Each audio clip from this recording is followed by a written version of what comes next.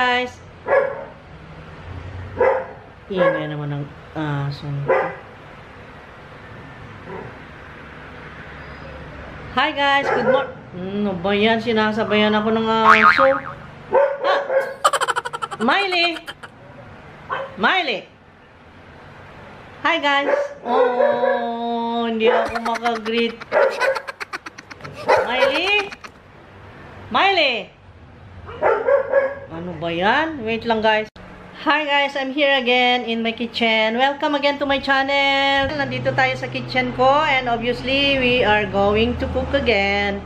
At ang ating iluluto ay ang traditional kare-kare. Yeah, and I bought these ingredients to complete the kare-kare Filipino dish. Okay, we have here the beef oxtail, the 1.594 kilos, so 998. Ang unit price 250 per kilo, and then this one is the libro, yan.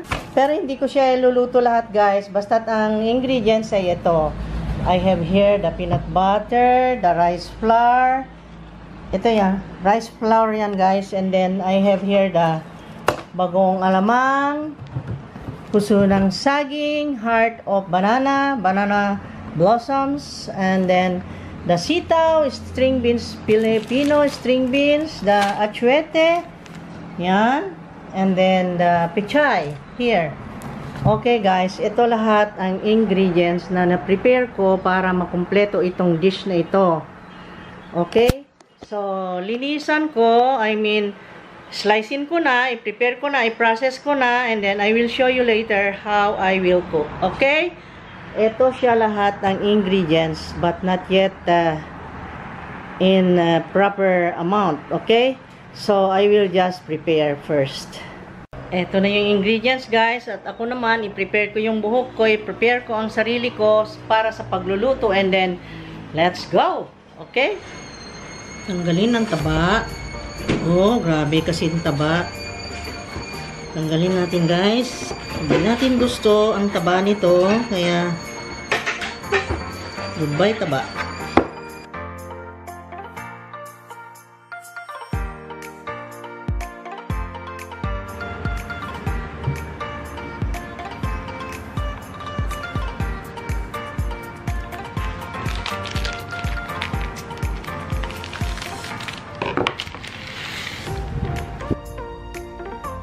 Mag-boil ako ng tubig para doon sa aking oxtail and the tuwalya. Okay? Mag-boil ako without nothing, spices and seasoning, nothing. Para lang panglinis doon sa aking lulutuing oxtail. Okay? I-boil ko lang siya saglit. Okay? It's boiling. Yeah. At ilagay na natin ito. Let's put into boil for 15 minutes guys, para lang malinis. Teka, one by one kasi baka tayo'y mapaso. Hinahinay lang paglagay. Okay, one by one. Let us put it one by one kasi baka mamaya mapaso tayo. Ooh, init. Yan, dahan-dahan lang guys kasi mainit, kumukulo yung tubig. Okay? Let us wait to boil for 15 minutes and then throw the water para lang malinis guys yung karne. Okay? Kasi syempre hindi natin alam kung saan galing yun. Kaya pagkakulo niya ng 15 minutes, we will wait to boil for 15 minutes and then itapon natin. Let's throw the water and then reboil with the spices. Okay? Stir fry muna natin yung spices pagkalambot na nun. Okay? Okay, anyway. Papakita ko naman lahat ng process. Kumulo na siya ng 15 minutes kaya tanggalin na natin dito sa pot. And then pagpatuloy na natin ang kanyang process mamaya. Okay? Tanggalin na natin dito. Nilinis lang natin. Ayan siya.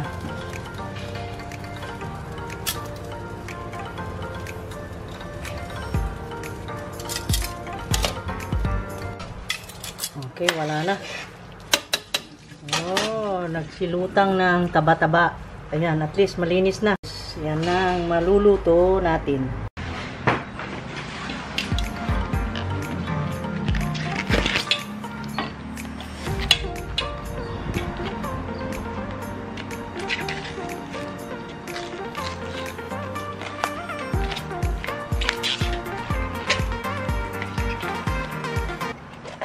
Itapon muna natin tong matigas na parte.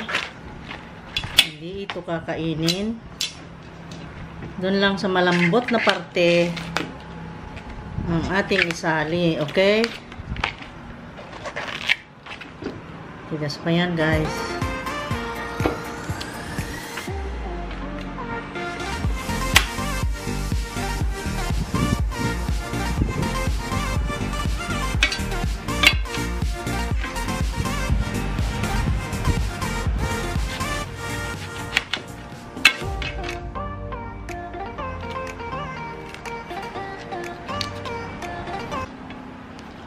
Tanggalin ang matigas. Ito. And then, ganyan. Ito na yun. Wow.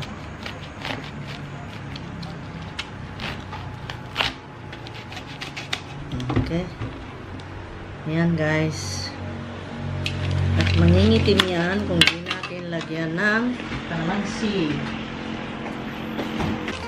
Patayin kalamansi.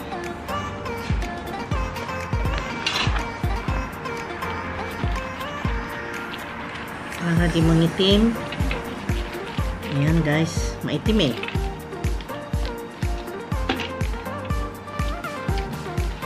Pero hugasan din natin mamaya. Okay, guys, I'm showing you now what are the ingredients. Garlic, ginger, onion, here the oxtail, the tuwalya. The veggies are the banana buds or blossoms, the string beans, the eggplant, pechay, peanut butter, pepper, and this will be later. This will not be added in this cooking. Okay? Because we don't want to put any salty on this recipe because this is kare-kare, no salt. Okay? No salt at yan ay titimplahan lang natin sa ating plato na parisan nitong bagoong, 'di ba? Bagoong alamang ang iparis nito pagkaluto, okay? We will just pair it with that shrimp bagoong, okay? So, ito siya. Yan na lahat ang ingredients, guys. The garlic, ginger, onions, string beans, banana buds, pechay, peanut butter, eggplant, the rice flour. This is rice flour, not cornstarch, ha? And then, the oxtail and the tuwalya. Then, black pepper, okay? Yan lahat, guys, ang ingredients. Okay? Igisa na natin. Yan. Okay, maglagay tayo ng cooking oil. Just 3 tablespoons para lang maluto yung spices. At sumunod ang luya muna. Yan.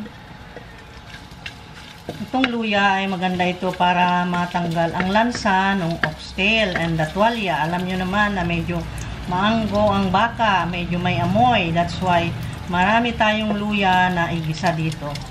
Okay? Ayan. Ayan. At sumunod ay ang, yan, naamoy ko na ang ginger. So, isunod ko na ang garlic. Ayan na.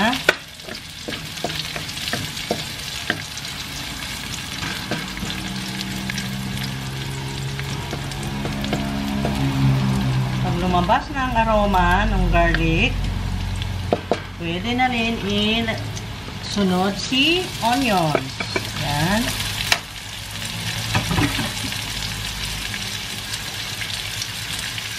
iparemind ko lang sa inyo na itong oxtail and tuwalya ay hindi pa ito malambot. Ito ay nilinis lang natin, pinakuluan purposely for just cleaning the oxtail and the tuwalya. That's why. Ngayon, iginisa natin para siya lumasa at maging mabango at mawala ang lansa. Okay? Pero hindi pa siya malambot. Then, ito ay i-transfer natin mamaya sa pressure cooker. Doon na ang final natin destination for the luto of this. For the cooking of this, we must have to stir fry first the spices, then mix the oxtail and the tripe, and that is the beef tripe and the oxtail. Okay, aiming to remove the smell, the odor of the meat, but the meat is not still, it's not yet tender. So we must have to transfer to the pressure cooker later, okay? And this cooking, let us remember that this cooking is without salt. Because this is kare-kare. Kare-kare is without nothing of salty, okay? Because this will be paired, when it is cooked, this must be paired with the bagoong aramang, the salted meat. This one. The salted baby shrimps. This one. It's just pink because that is already processed. They place food coloring, the pink food coloring. Okay? Ayan. I-transfer na natin siya dito guys, sa pressure cooker. Okay? So, ito na natin ilagay para uminit na kaagad yung pressure cooker at transfer na natin. Okay? Transfer.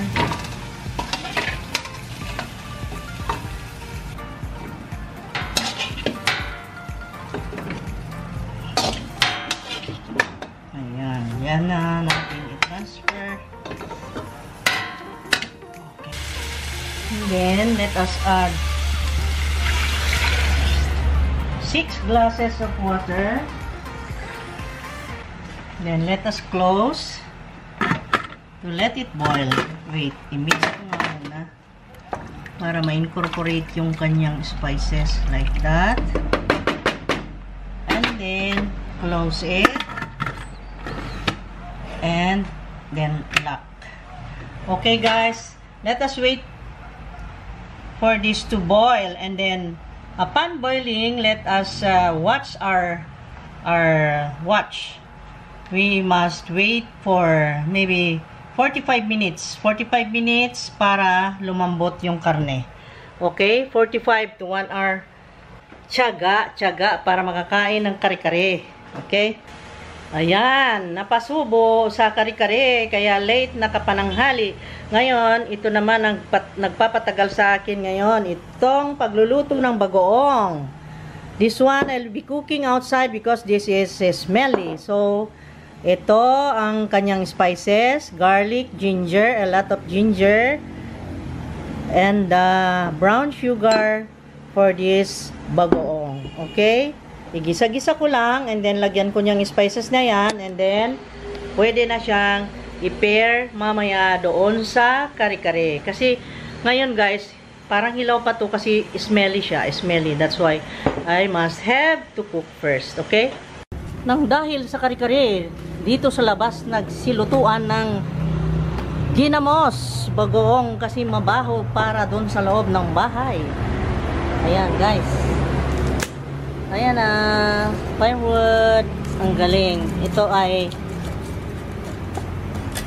ay gawa ng aking asawa na lutuan sa labas. Pausukan ng lamok naging lutuan. Ayan, ang galing no? Yes, kasi ayaw naming mamantot kasi sa loob eh. Kasi guys, pati yung mga kurtina mamamantot, kaya dito na lang kami sa labas. Pagpatuloy namin ang aming gawain at ito ang ingredients. Lagay na natin green chilies. Ayan.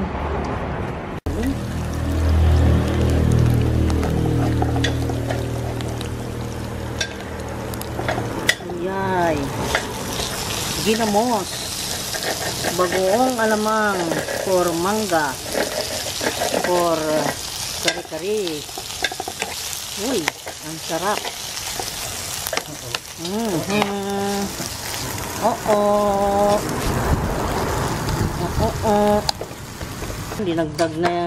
Dinagdagan na siya ng brown sugar. Yan siya guys. Lapit ng maluto. Okay, 1 hour na. So, patayin natin. Buksan natin ulit.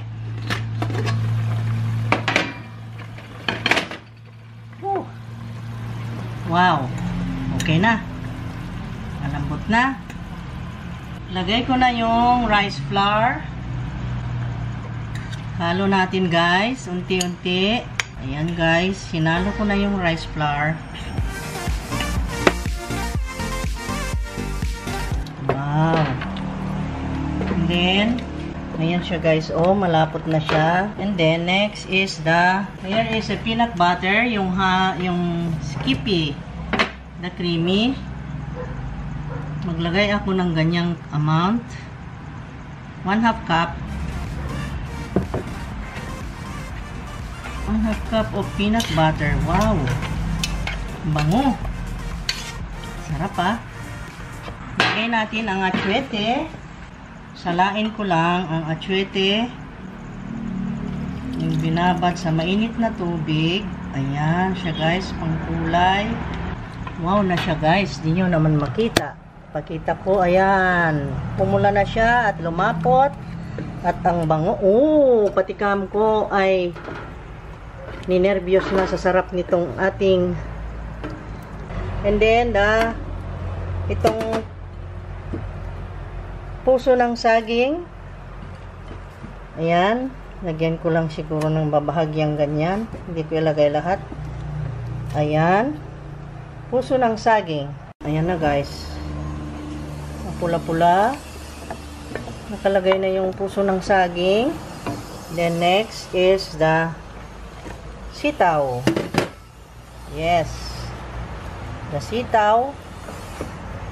Ayan. And then the pechay. Ayan na guys. Ang dami yatang pechay. Ayan ang pechay. And then talong.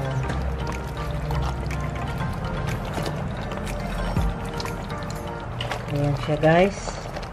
At takpan ko siya and I will let it shimmer for 5 minutes. Okay, 5 minutes na lang and then maluluto na. Yay! Tikman ko siya.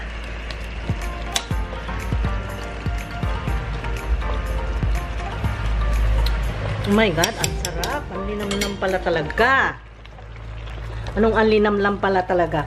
Ang linamnam guys, kaya lang wala siyang alat kasi nga wala ngang salt. Kasi ang salt natin dito, i-pair natin ito sa bagoong alamang na ating niluto na ang sarap-sarap.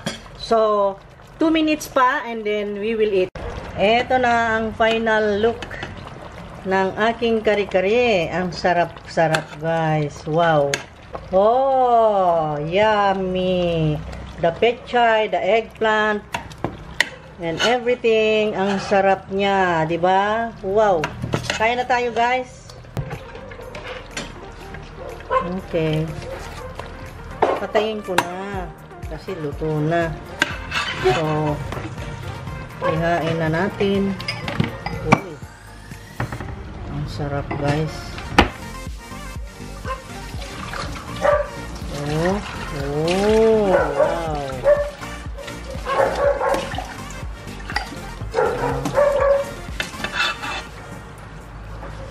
Wow.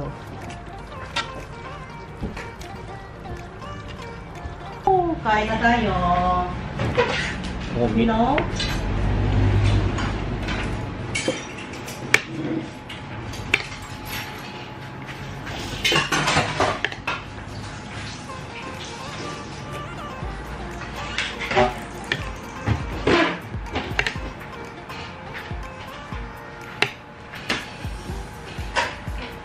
Meron siyang bagoong.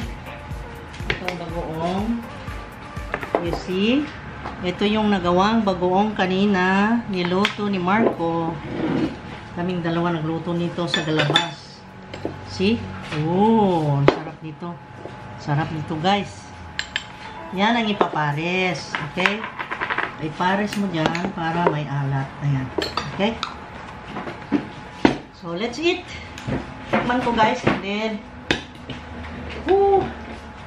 grabe na. Grabe na.